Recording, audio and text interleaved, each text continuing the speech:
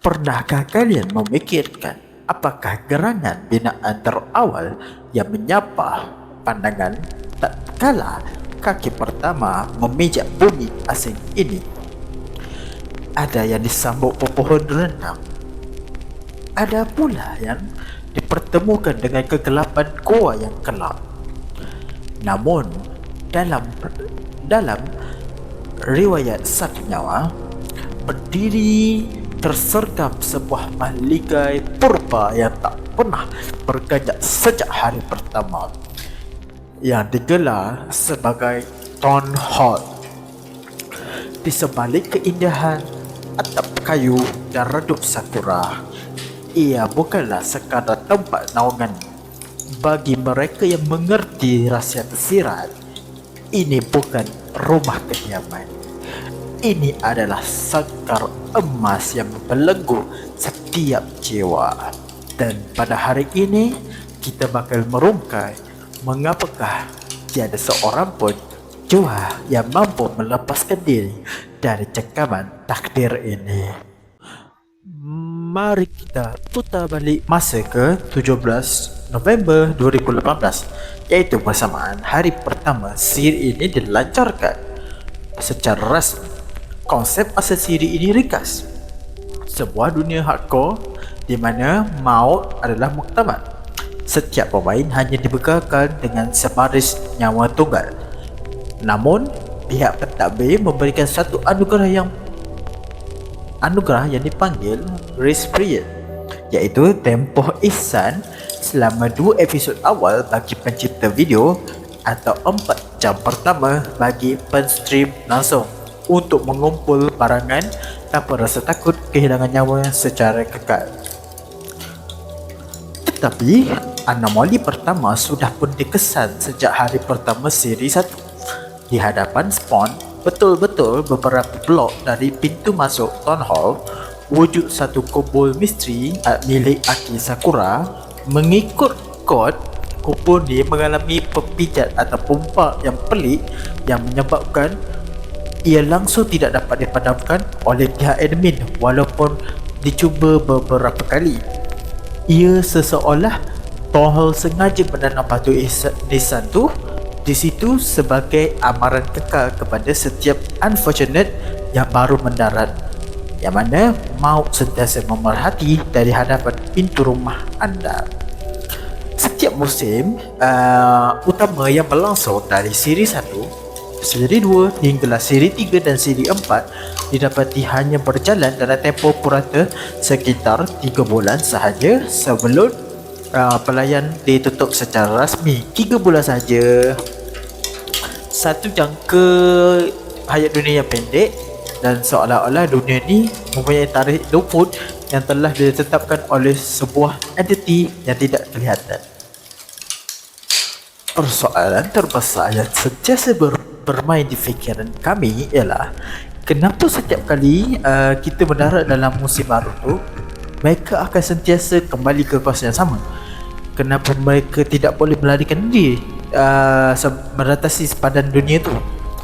Okay, secara teknikalnya kita tahu ada sepadan dunia iaitu world border yang mengepung dunia ni dalam radius 5,000 blok.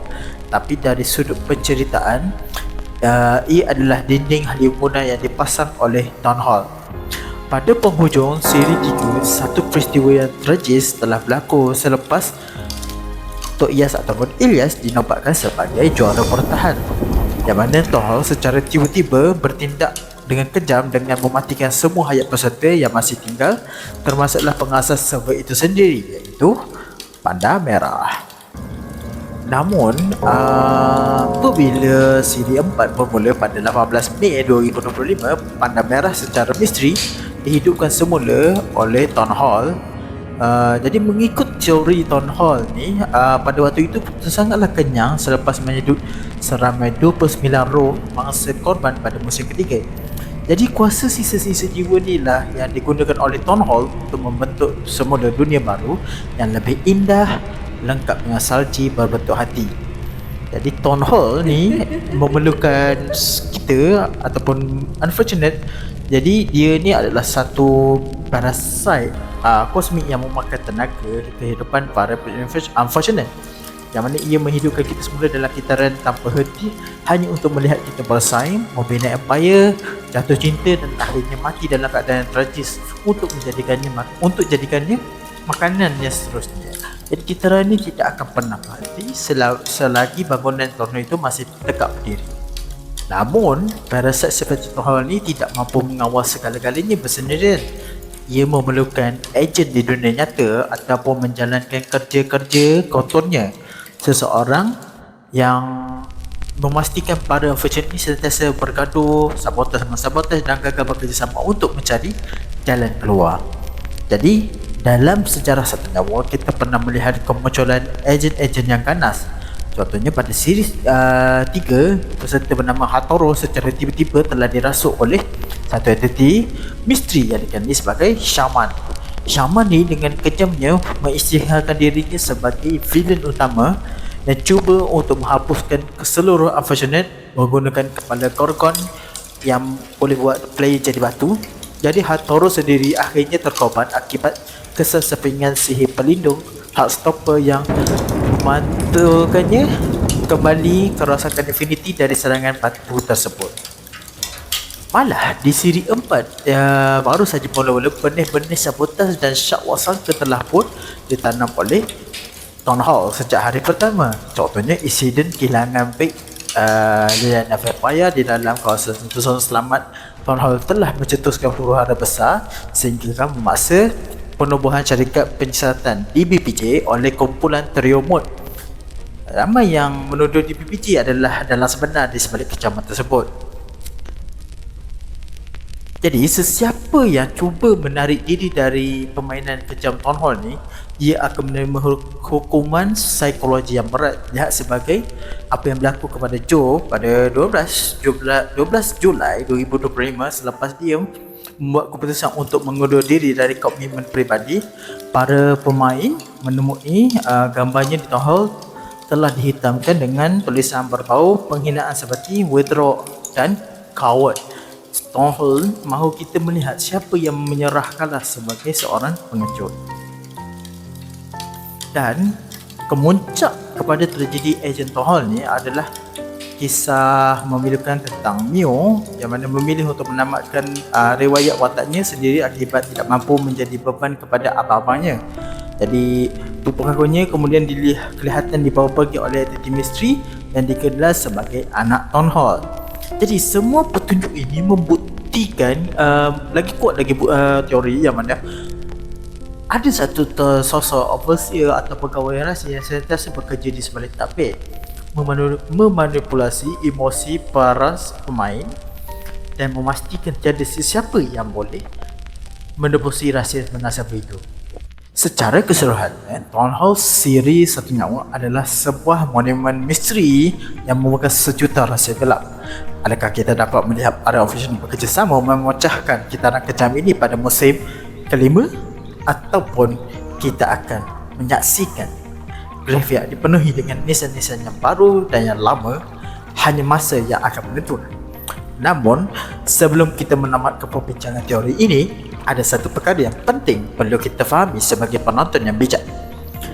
Sempadan komunikasi dalam dunia roleplay terbahagi kepada dua, iaitu in character IC, iaitu watak fiction yang mereka lakukan di dalam game, dan out of character OOC, iaitu diri mereka yang berada di luar permainan. Segala drama dan pengkhianatan, konspirasi overseer, kes kecurian beg maupun lakonan dengan penjara yang korang saksikan sepanjang siri ini adalah 100% dalam cerita fiction dan roleplay kreatif semata-mata. Di luar Minecraft tidak wujud sebarang ketoksikan. Mereka semua adalah sahabat yang rapat dan dunia realiti yang saling menyokong antara satu sama lain demi menaikkan industri gaming tempatan. Jadi mari kita kekal sebagai penonton dan juga peminat yang matang menikmati penceritaan lore ini secara santai dan sentiasa menghormati persempadan antara permainan video dan dunia realiti.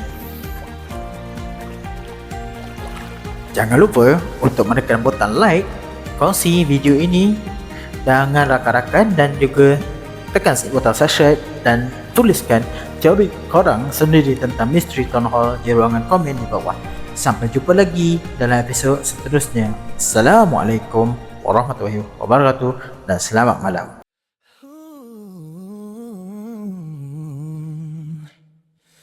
Tengah syok melayan, tiba-tiba skrin terhenti. Pusing-pusing bulatan loading menyeksa dalam hati. Oh, Chrome bertukar gelap, muncul pula sang dinosaur.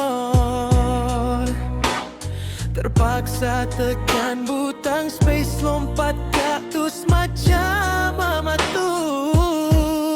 Kembalilah, oh, Wi-Fi jangan